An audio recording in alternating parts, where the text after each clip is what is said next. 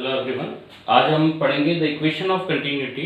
Fluid dynamics का portion है, equation of continuity और बर्नौलीज थ्योरम पढ़ेंगे। दो मेन चीजें, the equation of continuity and Bernoulli theorem. तो सबसे पहले इक्वेशन ऑफ कंटिन्यूटी पढ़ते हैं। इक्वेशन ऑफ कंटिन्यूटी सिंपल सी है कि इसका द स्पीड, इसका जो मेन चीज है, the speed of the fluid in pipes depends upon the area of cross section through which the fluid flows. जिस कोई भी पाइप पे मान लिया इसका एरिया अलग अलग है, मान लिया यहाँ पर एरिया A1 है, यहाँ पर एरिया A2 है, तो यहाँ पर मान लिया फ्लूइड की स्पीड V1 है, यहाँ पर फ्लूइड की स्पीड V2 है। तो ये जो स्पीड्स है वो डिपेंड करेगी कौन से एरिया में कौन सा एरिया ज़्यादा है। तो हमने देखा होगा, हमने पाइप्स है, पाइप को हम दबाते हैं तो उसका एरिया कम करते हैं तो स्पीड बढ़ जाती है। तो उस वो चीज़ क्यों होती है, वो इक्वेशन ऑफ कंटिन्यूटी की वजह से होती है। यहाँ पर मान लिया एरिया A1 है, वेलोसिटी V1 है, यहाँ पर एरिया A2 है, वेलोसिटी V2 है। तो ये हम लिखेंगे। इसके बाद हमने कहा सिंपल सा एक इक्वेशन है बनेगा, जैसे टोटल वॉल्यूम फ्लोइंग, कितना टोटल वॉल्यूम फ्लो कर रहा है। हम देखते हैं, ये लिख लेंगे, इसके बाद मैं मिटा रहा हूं।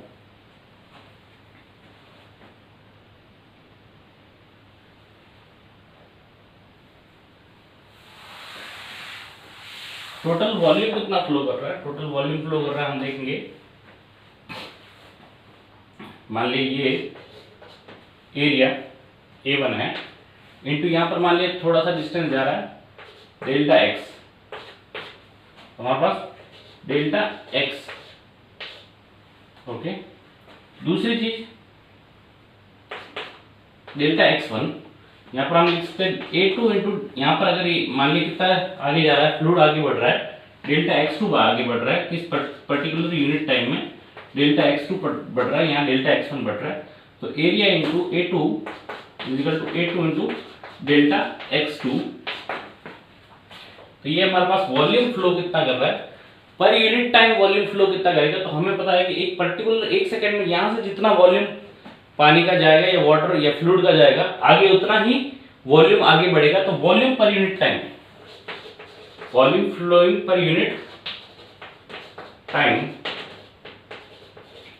इजिकल टू, मान लिया उसको डेल्टा V लिखा, delta V by delta T equal to ये volume divide by delta T equal to volume divide by delta T। तो यहाँ से हमें पता चला कि A1 delta x1 divide by delta T equal to V1। तो A1 V1 और ये डेल्टा ये A2 into delta x2 by delta T A2 V2।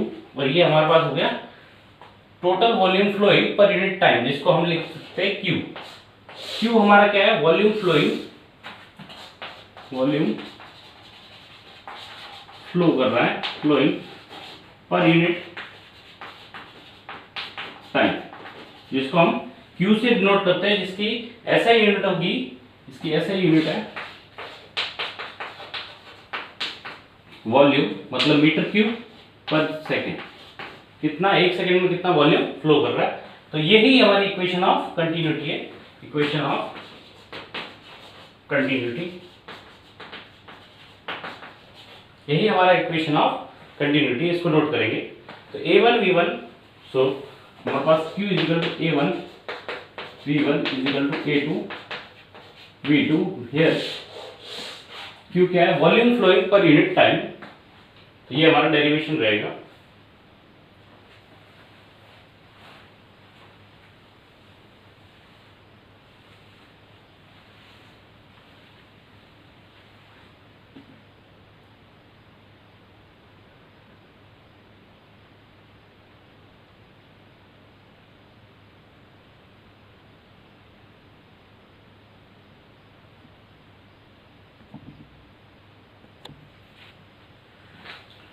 तो हमारा वॉल्यूम फ्लो रेट,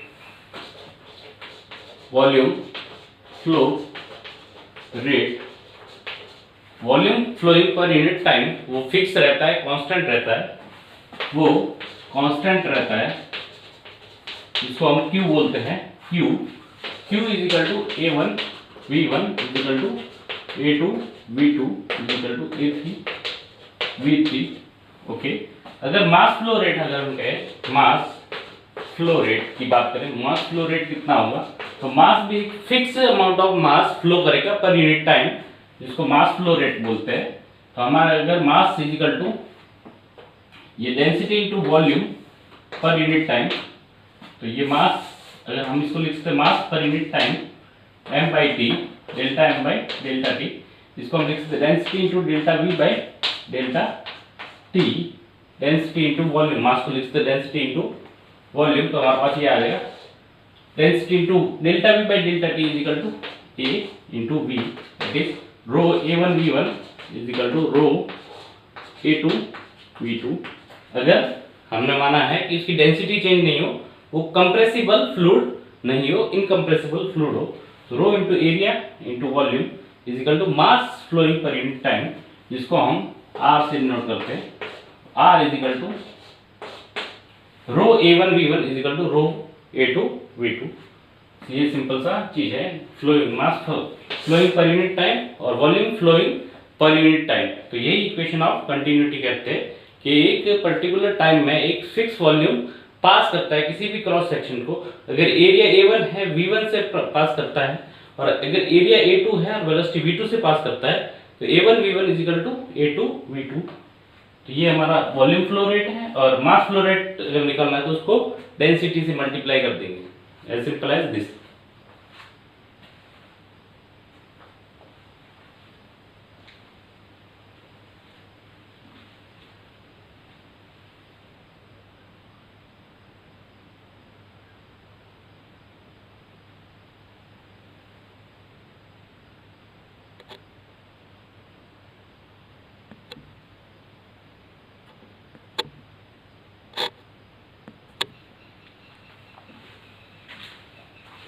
इसी पे बेस्ड हम क्वेश्चन करते हैं।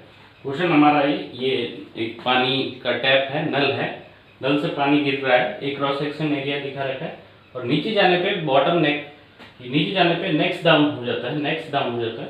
तो हमारे पास इस तरह से इसका ये जो नेक था ये डाउन हो जाता है, पतला हो जाता है, नैरो हो जाता है, तो एरिया चेंज हो जाता है। तो पूछ रहा है figure shows the stream of water emerging from the tap next down as it falls. तो हमें पता है ऐसा होता है। What is the volume flow rate through the tap, volume flow rate बताना है कितना, क्या वॉल्यूम फ्लो रेट है, volume flowing per unit time, और इसका एरिया दे रखा है, ये हाइट का डिफरेंस दे रखा है, इन दोनों का हाइट, और ये 45 मिलीमीटर है, और एरिया ये दे रखा है यहाँ पे, तो ये नोट करेंगे।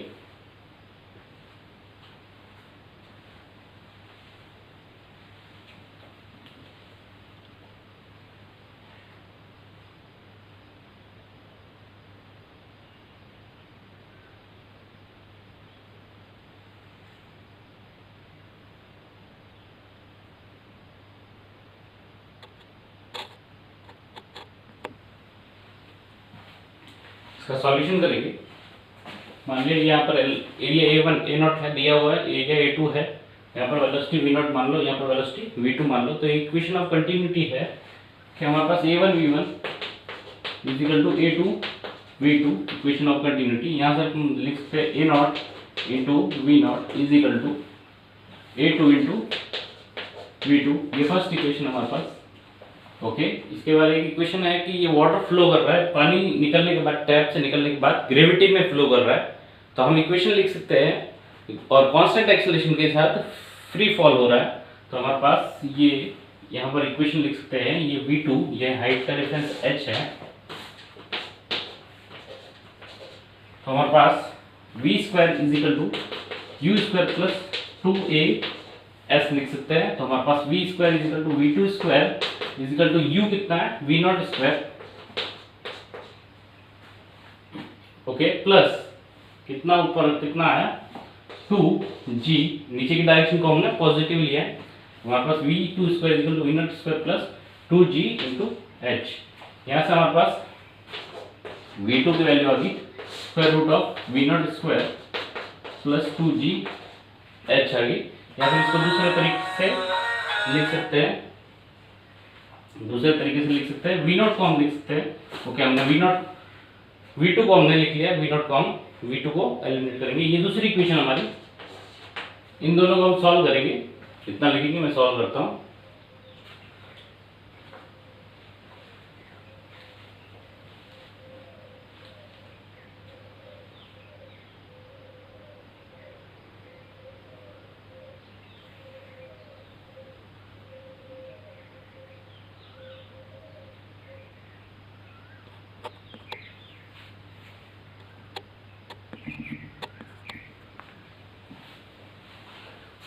फर्स्ट इक्वेशन सेकंड इक्वेशन को सॉल्व करते हैं। यहाँ पर A0 into V0 is equal to A2 into V2 की जगह पे यहाँ ये रखेंगे square root of V0 square plus 2GH। यहाँ पर दोनों तरफ हम स्क्वायर करते हैं। A0 square V0 square is equal to A2 square into V0 square plus 2GH। यहाँ से हमने V0 स्क्वायर कॉमन लिया, हमारे पास V0 स्क्वायर कॉमन आया। ये A0 square minus A2 square is equal to हमारे पास बच जाएगा A2 स्क्वायर इंटू 2GH। यहाँ पर अब हम इसको उधर नीचे डाल देंगे और स्क्वायर रूट ऑफ V0 आ जाएगा हमारे पास। तो हमारे पास V0 की value V0 square is equal to हमारे पास 2GH into A2 square divided by A0 square minus A2 square. ये हमारे पास V0 स्क्वायर आया, तो V0 की वैल्यू आ जाएगी हमारे पास square root of 2GH into A2 का square divided by A0 square minus A2 square. यहाँ से हम A2 से डिवाइड कर देंगे तो हमारे पास जो भी एक भी वैल्यू आ जाएगी root 2GH divide by A0 square minus A2 square minus 1। यहाँ से हम V0 की वैल्यू कैलकुलेट करेंगे। V0 की वैल्यू हमारे पास कैलकुलेट हो जाएगी, सारा डाटा हमने दिया हुआ है, इसमें पुट करेंगे तो हमारे पास V0 की वैल्यू कैलकुलेट हो जाएगी। और हमारे पास जो वॉल्यूम फ्लो रेट है, volume flow rate is equal to A0 into V0 का हम वैल्यू निकाल सकते हैं, तो A0 इंटू V0 करने पे वॉल्यूम फ्लो रेट आ जाएगी। इन V0 भी निकाल सकते हैं आप, V2 भी निकाल सकते हैं, जो मर्जी पड़े निकाल सकते हैं। अगर V0 निकाला है तो हम मल्टीप्लाई करेंगे A0 से, अगर V2 निकाला है तो हम मल्टीप्लाई करेंगे A2 से, तो वॉल्यूम फ्लो रेट हमारे पास आ जाएगी। कैलकुलेट कर लेंगे।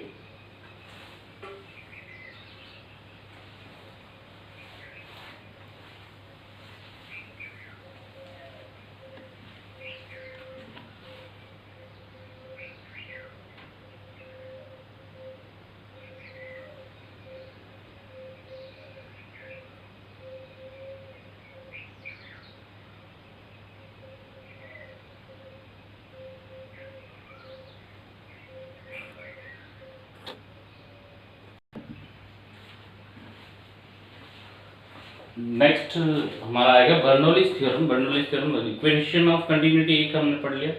दूसरा आएगा बर्नौलीज थ्योरम। बर्नौलीज थ्योरम भी एक सिंपल सी चीज है। It is based on the work energy principle. Work energy theorem पे बेस्ड है। Work done by all forces is equal to change in kinetic energy and for ideal fluid. अगर fluid अगर ideal है, उसमें कोई फ्रिक्शन नहीं, viscous forces नहीं है, इनकम्प्रेसिबल है, तो it is the representation of the principle of conservation of energy. तो ये सिंपल सा, तो ये Bernoulli's theorem is based on the principle of conservation of energy, energy conservation पे बेस्ड है। और जो पिछला वाला था इक्वेशन ऑफ कंटिन्यूटी, वो मास कंजर्वेशन पे था। मास उसका कंजर्व रहता है और इसमें क्या रहेगा, एनर्जी कंजर्वेशन रहेगा। तो ये हम सिंपल सा नोट करेंगे।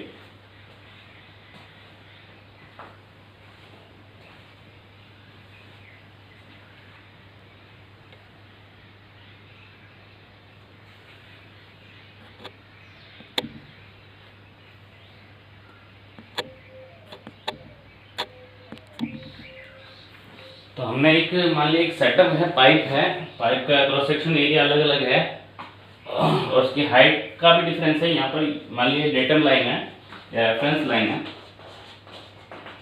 वहाँ से इस पाइप की हाइट, जो एवरेज हाइट है y1 है, और इसकी एवरेज हाइट y2 है। यहाँ पर वेलोसिटी v1 है, यहाँ पर वेलोसिटी v2 है, यहाँ पर प्रेशर p1 है और यहाँ पर प्रेशर p2 है। तो हम इस पे अप्लाई कर सकते हैं work done by all forces is equal to change in kinetic energy. मैं इस बर्नौली थ्योरम का डेरिवेशन कर रहा हूँ, ज़्यादा इंपॉर्टेंट डेरिवेशन है नहीं, सिंपल सा एक डेरिवेशन आएगा। तो work done by all forces is equal to change in kinetic energy, change in kinetic energy. यहाँ पर वर्क डन किसने किया है, तो हम दिखा सकते हैं work done by gravity plus work done by pressure difference. ये प्रेशर डिफरेंस की वजह से भी एक वर्क डन आएगा। अगर ये स्टेशनरी होता फ्लूइड तो हमारे पास प्रेशर डिफरेंस आ जाता यहाँ पर, और यहाँ का प्रेशर डिफरेंस कुछ अलग आता है। ये बंद पाइप है, ये पाइप बंद है, मान लीजिए दो क्रॉस सेक्शन लिए हमने, यहाँ पर क्रॉस सेक्शन एक एरिया A2 है और यहाँ पर एरिया A1 है। ये दोनों एटमॉस्फेयर में नहीं है, ये दोनों एक पाइप के क्रॉस सेक्शन है, पाइप के अंदर चल रहा फ्लूइड और पाइप की हाइट का कुछ डिफरेंसेस आ रहे हैं, कुछ कहीं पे पाइप ऊपर है, कहीं पे पाइप नीचे। तो हमने particular cross section of pipe, दो particular cross section of pipe के लिए हमने देखा बर्नौली थ्योरम हम लगा रहे। तो work done by all forces equal to change in kinetic energy. तो वर्क डन किसने किया है, ग्रेविटी के अगेंस्ट वर्क होगा, ग्रेविटी ने वर्क किया होगा, और ये जो प्रेशर डिफरेंस है उसकी वजह से जो वर्क डन होगा, तो ये work done by pressure difference is equal to K final minus K initial. तो मैं यहाँ पर लिख लेता हूँ, ये फिगर आप ड्रॉ कर लेंगे।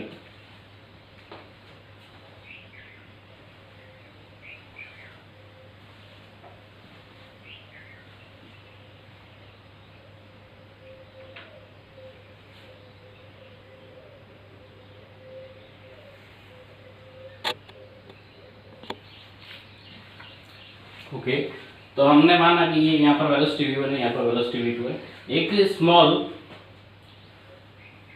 कुछ डेल्टा एम यहाँ से वाटर या फ्लूइड है जो भी डेल्टा एम यहाँ से इन करता है, यहाँ से डेल्टा एम वही का वही पर यूनिट टाइम, एक सेकंड में जितना एंटर करेगा उतना उतना बाहर जाएगा मास कंजर्वेशन से। तो हमारे पास कितना एंटर किया, delta M per unit time enter किया और delta M per unit time बाहर की तरफ गया। तो input delta M per unit time और output delta M per unit time. Delta M क्या है, mass of the fluid flowing entering and leaving. तो एंटर इतना किया डेल्टा एम और लीव किया हमारे पास डेल्टा एम, ये मान के हम चले। तो हमारे पास वर्क डन बाय ग्रेविटी कितना हुआ हम देखेंगे। ये देखो, ये v1 है, ये y1 है, ये y2 ऊपर गया, तो ग्रेविटी ने नेगेटिव वर्क किया, तो हमारे पास कितना आएगा, ग्रेविटी का वर्क हम निकालेंगे। वर्क डन बाय ग्रेविटी निकाल देते हैं, तो हमारे पास mgh delta m into g into h, हमारे पास डेल्टा m, तो ये जो प्रेशर डिफरेंस ये delta m into g into h कितना है, ये y2 ऑब्वियसली, तो h नेगेटिव करेगा वर्क डन, तो ये नेगेटिव ऑफ वर्क डन, और हम लिख सकते हैं नेगेटिव ऑफ y2 माइनस कितना ऊपर गया, y2 माइनस y1। ये h कितना था, ये y2 था, यहाँ पर y1 था, तो हमारे पास कितना ऊपर गया, y2 माइनस y1। तो हमें पता वर्क डन नेगेटिव होगा। ये वर्क डन बाय ग्रेविटी हम लिख देंगे डेल्टा m, ये फर्स्ट हमारे पास वर्क डन ग्रेविटी आ गया। Work done by pressure difference भी निकालेंगे, तो इतना लिखेंगे हम,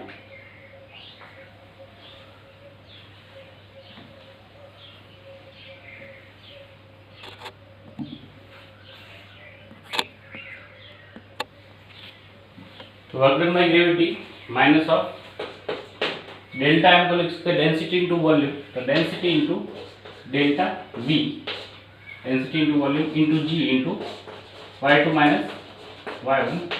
इसको हमने लिख दिया work done by gravity. First equation हमारा ये था। Second equation work done by pressure. Work done by pressure अगर हमें निकालना है तो प्रेशर डिफरेंस की वजह से कितना वर्क डन होगा, तो प्रेशर डिफरेंस है हमारे पास P1 माइनस P2 इंटू कितना फोर्स लगेगा, force is equal to pressure difference into area into कितना डिस्प्लेसमेंट हुआ, मान लिया x डिस्प्लेस हुआ, डेल्टा x डिस्प्लेस हुआ, हमारे पास डेल्टा x डिस्प्लेस हुआ, ये force into displacement, force into displacement. Force हमारा लगा प्रेशर डिफरेंस की वजह से P1 minus P2 into area. Area मान लिया अगर दोनों का एरिया इक्वल है, मान लिया यहाँ पर एरिया A1 है और यहाँ पर भी एरिया A2 है, A1 और A2 अगर बराबर ले लूँ तो एरिया, अगर एरिया बराबर नहीं हो तो P1 A1 और P2 A2 इंटू इस तरह से करेंगे हम। अगर मैंने मान लिया कि दोनों तरफ एरिया इक्वल है तो क्या होगा, तो हम मान लेते हैं एरिया इक्वल है, हमें खाली जनरली एक डिराइव करना था, हम एरिया इक्वल लेके कर लेते हैं सिंप्लिसिटी के लिए। तो A1 और A2 हमने बराबर ले लिया, तो प्रेशर डिफरेंस की वजह से P1 minus P2 into A into delta x, A into delta x हमारे पास हो गया P1 minus P2 into delta x, A into delta x, A into delta x को हमने,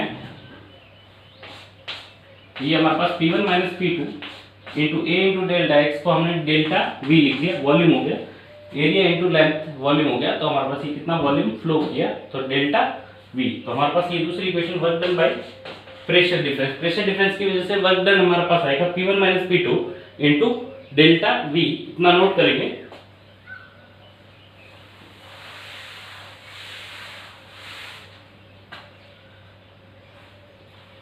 इसको हमने दूसरा इक्वेशन लिख लिया।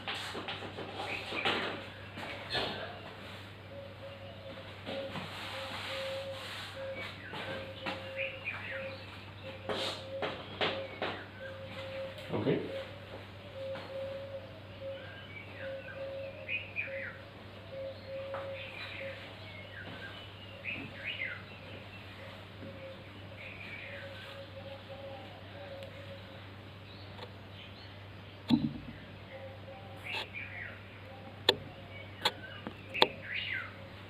हम दोनों इक्वेशंस को इसमें पुट कर देते हैं। Work done by our forces change in kinetic energy, work done by gravity plus work done by pressure difference is equal to change in kinetic energy is equal to half delta M into V final square minus half delta M into V initial का square.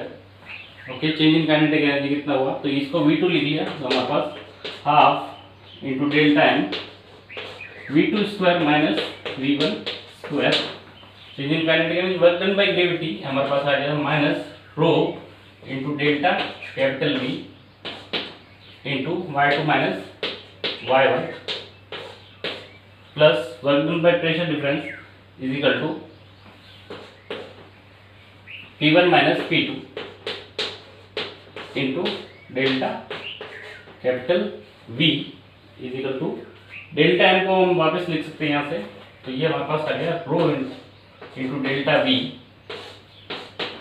Into Y2 minus Y1 plus P1 minus P2 into delta V is equal to half delta M को लिख सकते हैं rho into delta V into V2 square minus V1 square. यहां से हम लिखेंगे, देखेंगे डेल्टा भी कट जाएगा हर जगह पे, डेल्टा भी कट गया, तो हमारे पास डेल्टा भी हर जगह कट गया, तो P1 minus P2 minus rho, okay यहाँ पर G था, G हम भूल गए यहाँ पर लगाना, G लगा देंगे, rho G into Y2 minus Y1 okay is equal to half rho V2 square minus V1 square. तो यहाँ से हम इसको थोड़ा सा इस तरह से लिख लेते हैं, P1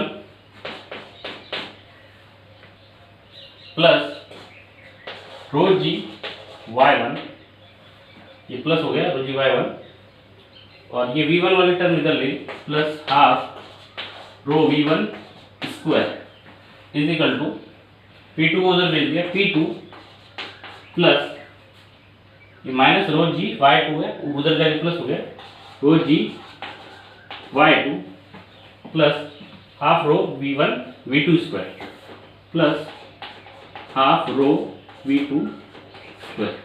तो यही हमारी इक्वेशन ऑफ बर्नौली इक्वेशन है। किसी भी एक साइड पे, किसी भी एक पॉइंट पे pressure plus rho G Y1 plus half rho V1 square is equal to P2 plus rho G Y2 plus half rho V square. ये हमारे इक्वेशन ऑफ, ये अपने बर्नौली इक्वेशन है, एक सिमिलर टू एनर्जी कंजर्वेशन है। वहां पर kinetic energy half M V square रहती, यहाँ पर हम उसको रिप्लेस कर देंगे रो से। वहां पर potential energy M G H होती थी, हम रिप्लेस कर देंगे रो जी एच से। याद रखने के लिए भी आसान है। तो किसी पर्टिकुलर पॉइंट पे P1 पे वन ए पॉइंट है और बी पॉइंट है, तो वहां का pressure plus rho G H, वहां का किसी भी डेटम लाइन से हम देखेंगे, वहां का half rho V square is equal to P2 plus rho G Y2 plus half rho V2 square. तो ये लिखेंगे, नोट करेंगे।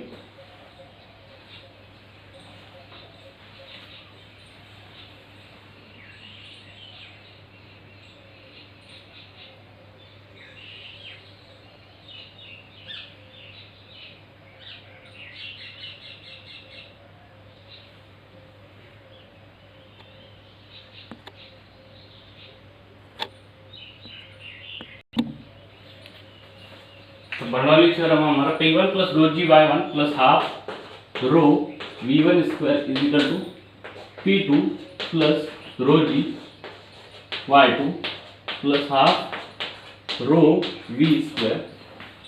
मास by volume is equal to density होता है। तो यहाँ पर हाफ रो हियर, तो हम इसको ऐसे देख सकते हैं कि pressure plus rho G Y plus half rho V square, किसी दो पॉइंट के बीच में बर्नौली थ्योरम लगानी है। तो इज इक्वल टू हमारे पास ये कांस्टेंट रहेगा। तो हम इस तरह से भी लिख सकते हैं कि टोटल, तो ये हमारा प्रेशर हेड है, इसको बोलते हैं P, यहाँ पर बोलते हैं प्रेशर हेड। उसका कितना प्रेशर हेड है, वहां पर कितना प्रेशर है, यहाँ पर रो जी वाई को बोलते हैं। आप देखो रो जी वाई का मतलब है m by volume into g into y, that is mgh divided by y, potential energy density, potential energy per unit volume। इसको हम पोटेंशियल एनर्जी हेड भी बोलते हैं या फिर पोटेंशियल एनर्जी डेंसिटी भी बोलते हैं, जिसको हम पोटेंशियल एनर्जी डेंसिटी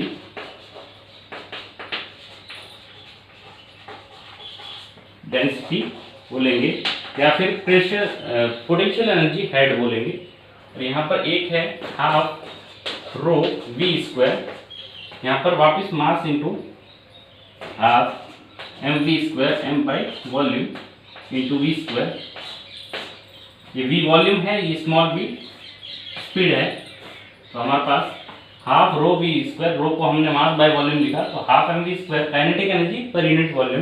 तो ये हमारा है kinetic energy per unit volume,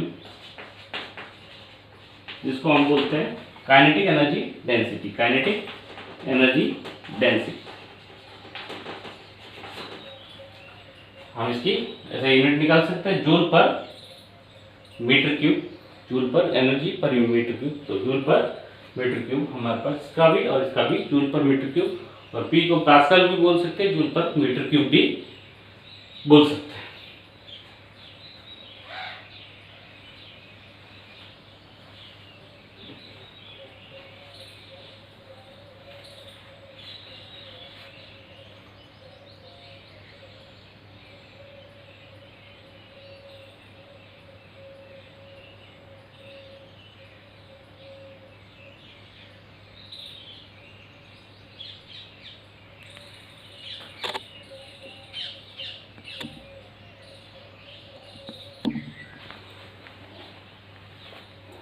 तो बर्नौली इक्वेशन बेस्ड हमारा फर्स्ट क्वेश्चन है, और फ्लूइड मैकेनिक्स में हम बर्नौली इक्वेशन किन्हीं भी दो पॉइंट्स के बीच में लगा सकते हैं। फ्लोइंग फ्लूइड के लिए हम बर्नौली इक्वेशन का यूज करते हैं। और दूसरा एक इक्वेशन है, वो इक्वेशन ऑफ कंटिन्यूटी है। तो हमारा फर्स्ट क्वेश्चन है कि there is a small hole in a tank at a height at below the water surface as shown. ठीक है, टैंक में पानी भरा हुआ है और एक फ्री सरफेस है, उससे h हाइट नीचे पे एक होल है। Okay, What is the speed of the water exiting the tank? ये बाहर निकल रहा पानी, यहाँ से इसकी स्पीड कितनी होगी तो हमें ये निकालना है, ये क्वेश्चन हम नोट करेंगे।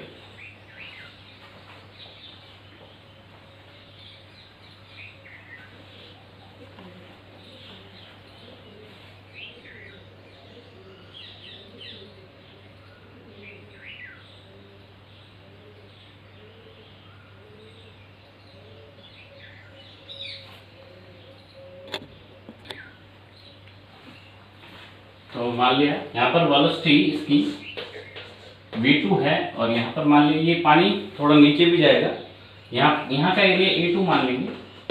यहाँ पर वेलोसिटी v1 है, और इस पूरे का जो क्रॉस सेक्शन है इसका एरिया A1 है। तो हम इक्वेशन ऑफ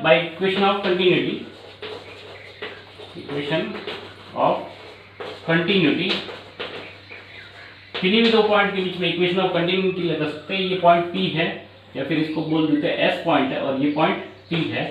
तो हम between point S and T, ये S और T पॉइंट, ये S पॉइंट है, और ये जो एग्जिट कर रहा है यहाँ पर जस्ट बाहर है इस टैंक के, इस पॉइंट को T बोल दिए।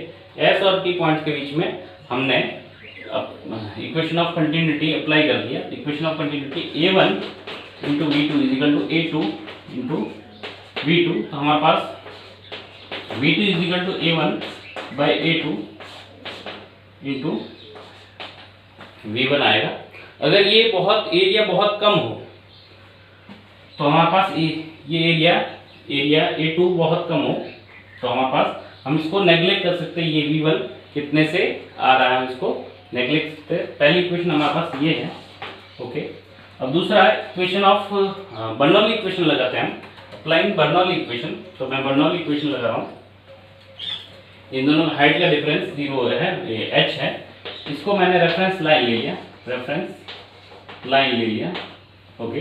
तो ये नोट करेंगे, मैं बर्नौली इक्वेशन यहाँ पर लगाता हूँ।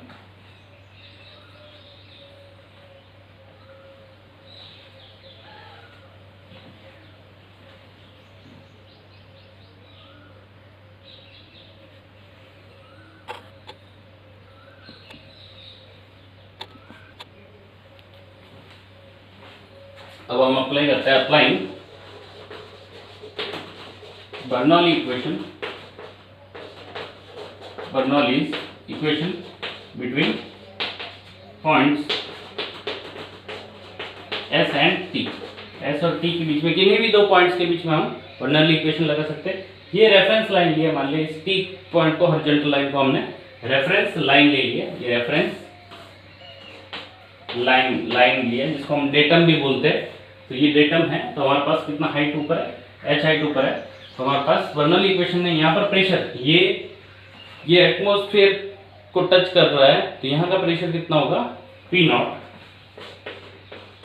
प्लस यहाँ पर half rho into V1 square plus कितना हाइट ऊपर है, h हाइट ऊपर है, रो G इंटू h। यहाँ पर प्रेशर ये भी जस्ट बाहर निकल रहा है टैंक से, तो ये भी एटमॉस्फेयर में है पॉइंट, तो हमारे पर यहाँ का प्रेशर भी P0 होगा। तो ये पॉइंट भी एटमॉस्फेयर को टच कर रहा है, ये भी पॉइंट एटमॉस्फेयर को टच कर रहा है, तो यहाँ पर प्रेशर P0 होगा, तो यहाँ पर भी प्रेशर P0 ही होगा। तो हमारे पास P0 plus half rho V2 square, और पोटेंशियल एनर्जी यहाँ पर 0 होगी। तो पोटेंशियल एनर्जी कितनी होगी, 0 होगी, क्योंकि ये रेफरेंस लाइन है। यहाँ से हमारे पास P0 कट गया, तो हमारे पास V2 स्क्वायर, तो ये आ जाएगा हमारे पास half rho V1 square plus rho G H equal to half rho V2 square. ये हमारा सेकेंड इक्वेशन आ गया। ओके, हम वहां से पुट कर सकते हैं, अगर एरिया बहुत स्मॉल नहीं हो तो हम वहां से वैल्यूज पुट कर सकते हैं। इक्वेशन ऑफ कंटिन्यूटी को यहाँ पर पुट करेंगे तो हमारे पास आंसर आ जाएगा। अगर हम एक अजम्पशन लेते हैं कि एरिया बहुत ज़्यादा था, ये एरिया बहुत कम था, तो ये जो होगा यहाँ पर वेलोसिटी, ये जो नीचे आने की वेलोसिटी, ये लगभग 0 हो जाएगी। तो हमारे पास A1 into V1 is equal to A2 into V2। तो हमारे पास V1 को हम लिख सकते हैं A2 by A1 into V2। V2 कुछ कंसिडरेबल अमाउंट होगा, कुछ ना कुछ एक वैल्यू आएगी 4 मीटर पर सेकंड या कुछ भी ऐसी कुछ वैल्यू आएगी। यहाँ से A2/A1 बहुत कम है, A2 बहुत कम है A1 के कंपैरिजन में, तो लगभग 0 हो जाएगा। तो हमारे पास यहाँ से अजम्पशन ले सकते हैं, हमारे पास अगर सॉल्व करना डाटा नहीं दिया हुआ हो तो हम V1 कितना ले लेंगे, लगभग ये हमारे पास कितना आएगा 0 आ जाएगा। तो 0 की वैल्यू V1 की वैल्यू हम 0 पुट कर देंगे, यहाँ पर V1 की वैल्यू 0 पुट की तो हमारे पास V2 आ जाएगा √2GH। ये फ्री फॉल की तरह हो गया। अगर कोई भी चीज h हाइट नीचे गिरती है, फॉल हुई और h हाइट नीचे गिरेगी तो उसकी स्पीड कितनी आती है √2GH। तो हम डायरेक्ट लिख सकते हैं √2GH। हमने अज्यूम किया है इक्वेशन ऑफ कंटिन्यूटी में ये हॉल बहुत स्मॉल है और ये एरिया बहुत लार्ज है, तो इसका एरिया बहुत स्मॉल है एज कम्पेयर टू एक टैंक का ये जो क्रॉस सेक्शन है। तो वहां से ये जो स्पीड आएगी इसके नीचे आने की स्पीड लगभग नेग्लिजिबल हो जाएगी, 0 हो जाएगी। तो 0 पुट करेंगे तो यहाँ से निकलने की स्पीड कितनी होगी √2GH। V2 की वैल्यू हमारे पास आ जाएगी √2GH, as simple as this.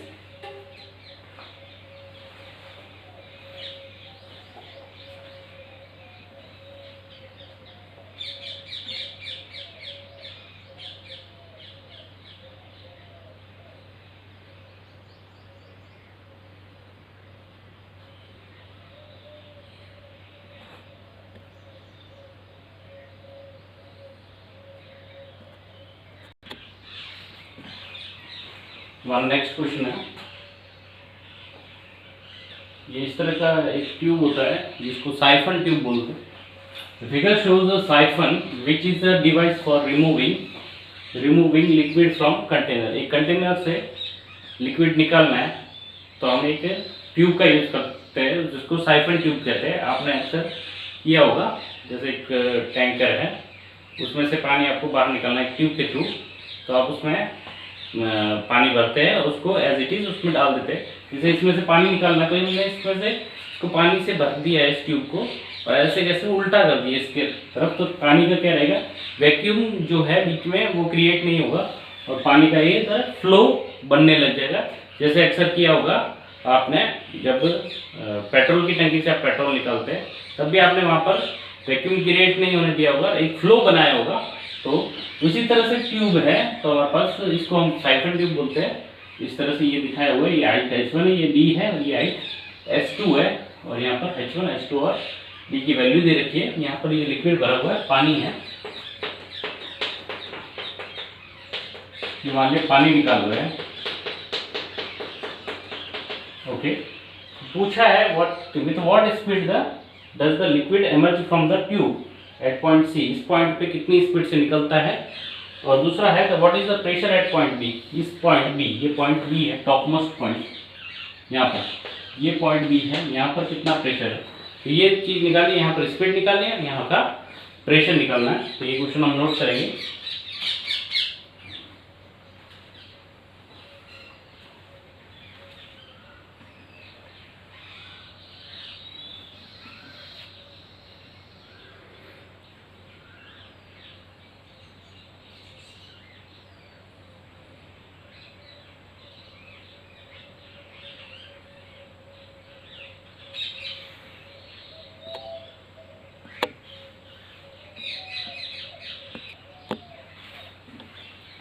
तो हमें सी पॉइंट पे कितनी स्पीड होगी हमें निकालनी है। तो हम किसी भी दो पॉइंट के बीच में बर्नौली थ्योरम लगा सकते हैं। बर्नौली थ्योरम लगाते हैं, मान लीजिए ये पॉइंट एटमॉस्फेयर प्रेशर के, तो हमें एटमॉस्फेरिक प्रेशर यहाँ पर भी है और ये भी खुले में पॉइंट है, ये यहाँ पर एंड होगी ट्यूब।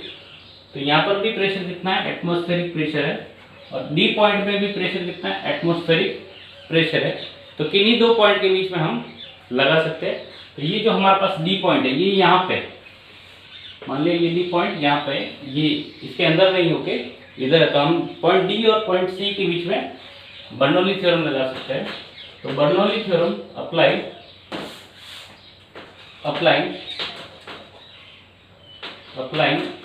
बर्नौली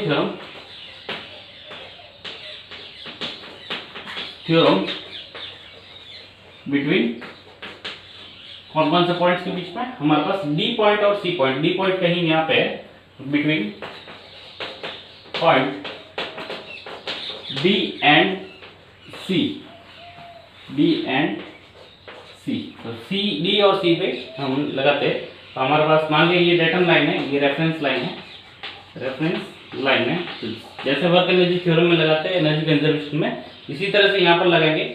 यहाँ का प्रेशर डी पॉइंट के हम बात करें तो डी का प्रेशर पी नॉट प्लस यहाँ का speed half rho V1 square, मान लिया यहाँ पर स्पीड कितनी है V1 है, प्लस रो जी कितना ऊपर है इस रेफरेंस लाइन से H2 plus D, plus rho ji H2 plus D is equal to यहाँ का प्रेशर, यहाँ पर ये भी एटमॉस्फेरिक प्रेशर है, यहाँ पर भी ये खुले में है, यहाँ का प्रेशर भी P not plus half rho V2 square, मान लीजिए यहाँ पर स्पीड कितनी है V2 है, और ये डेटम लाइन है, रेफरेंस लाइन है, तो यहाँ का पोटेंशियल एनर्जी कितना होगा, 0 होगा।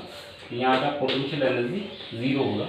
यहाँ से हमारे पास आ गया पी नॉट से पी नॉट कट गया, तो half rho plus rho ji H2 plus D is equal to half rho V2 square. एक इक्वेशन ये है हमारे पास। दूसरी इक्वेशन हमारे पास ये है, पॉइंट डी और ये पॉइंट सी है। यहाँ पर इक्वेशन ऑफ कंटिन्यूटी लगाए तो A1 into V1 is equal to A2 into V2। यहाँ से देखिए ये एरिया बहुत कम है, इसका एरिया A2 है, और ये वाला एरिया, ये जो पानी का ये जो टैंक था, ये वाला एरिया बहुत ज़्यादा है, तो एरिया ये A1 बहुत ज़्यादा है। तो हम यहाँ पर V1 को हम नेगलेक्ट कर देंगे।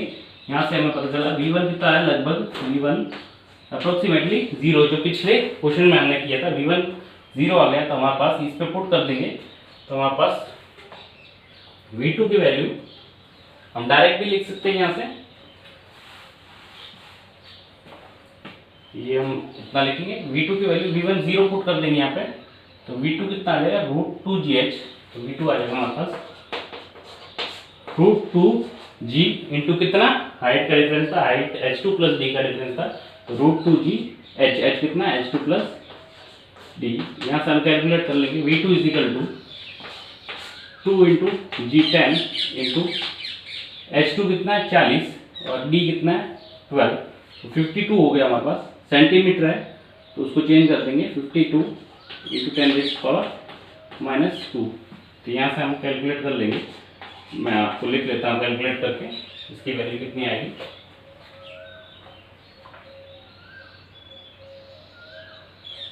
इसकी वैल्यू हम ऐसे ही यूनिट में लेंगे तो 3.2 मीटर पर सेकेंड आ जाएगी। तो V2 की वैल्यू हमारे पास 3.2 मीटर पर सेकेंड आ गई। तो ये इतना सोल्यूशन लिखेंगे।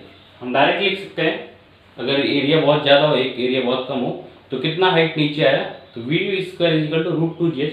V is equal to √2G, height कितना नीचे है H2 प्लस डी था, तो √2G H2 प्लस डी लिए हम, या फिर ये पूरा डिराइव कर सकते हैं हम। अगर एरिया बहुत अलग अलग नहीं हो, बहुत ज़्यादा डिफरेंस नहीं हो, तो हम इस चीज़ को नेग्लेक्ट नहीं कर सकते। यहाँ से पुट करके हम आंसर निकालेंगे।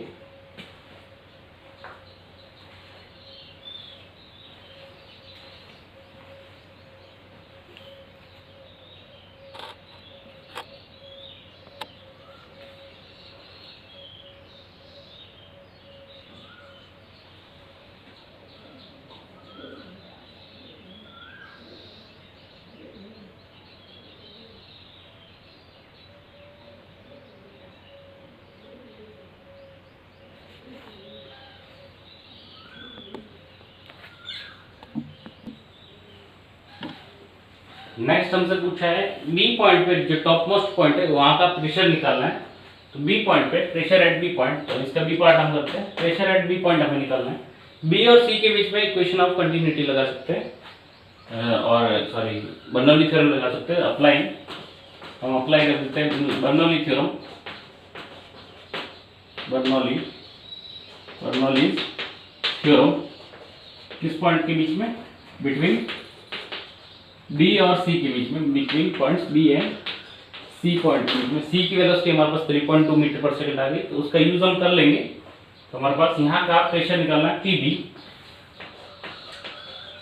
क्या निकालना, मान ले पीबी है, तो पीबी प्लस यहाँ पर हाफ रो वीबी का स्क्वायर प्लस, इसको रेफरेंस लाइन लिया, रेफरेंस लेवल, तो कितना ऊपर है H2 plus B plus H1, तो रो जी H2 plus B plus H1। Okay, तो ये हमारे पास B के लिए आ गया। अब पॉइंट C के लिए यहाँ का प्रेशर P0 के बराबर है, एटमॉस्फेरिक प्रेशर के बराबर, प्लस हाफ रो VC का स्क्वायर। ओके, और यहाँ का पोटेंशियल एनर्जी कितना है, यहाँ का पोटेंशियल रेफरेंस लेवल है, तो पोटेंशियल एनर्जी हमारे पास कितना हो जाएगा, 0 हो जाएगा। तो यहाँ से हमारे पास PB plus half rho VB का square plus rho ji H2 plus D plus H1 is equal to P0 plus half rho VC का स्क्वायर, VC और यहाँ पर VB दोनों इक्वल आएंगे क्योंकि ये एरिया बराबर है, ये ट्यूब का क्रॉस सेक्शन एरिया इक्वल होता है। तो यहाँ पर इक्वेशन ऑफ कंटिन्यूटी लगाए, B और C के बीच में इक्वेशन ऑफ कंटिन्यूटी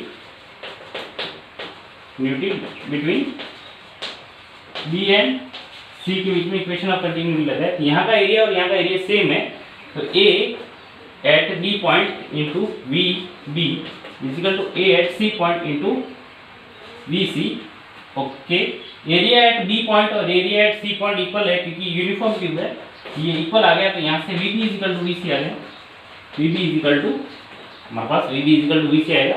तो यहाँ का एरिया इक्वल है, तो दो एरिया इक्वल है, तो वहाँ से स्पीड जाने वाली वो भी इक्वल होगी, इस फ्लूइड की स्पीड इक्वल होगी। तो हम डायरेक्ट भी लिख सकते हैं, यहाँ पर दोनों का एरिया क्रॉस सेक्शन सेम है, तो इक्वेशन ऑफ कंटिन्यूटी से यहाँ का स्पीड और यहाँ का स्पीड इक्वल होगा, तो वहाँ से भी लिख सकते हैं। तो यहाँ से ये डायरेक्ट कट जाएगा VC और VB का स्क्वायर, तो यहाँ से ये हमने काट दिया। तो हमारे पास PB की वैल्यू आ जाएगी, यहाँ से कैलकुलेट हो जाएगी, PB equal to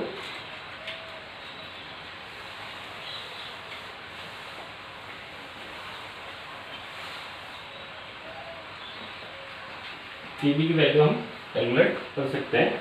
PB equal to PB plus rho ji H2 plus D plus H1 is equal to P0।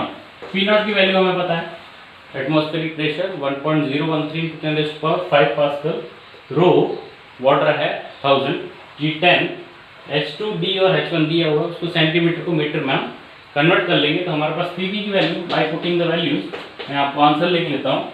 PB की वैल्यू जो हमारा आंसर आएगा, तो कैलकुलेट करने के बाद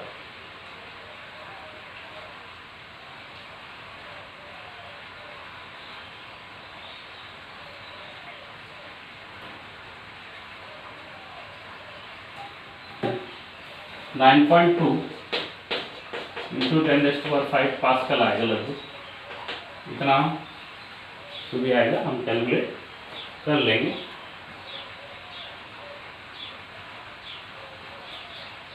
PB वैल्यू यहाँ पर शायद 4 आएगा, आंसर दिया हुआ नहीं है, 10⁴ आएगा, जो भी आएगा हम कैलकुलेट कर लेंगे, जो भी आंसर आएगा कैलकुलेट कर लेंगे यहाँ से वैल्यू पुट करके।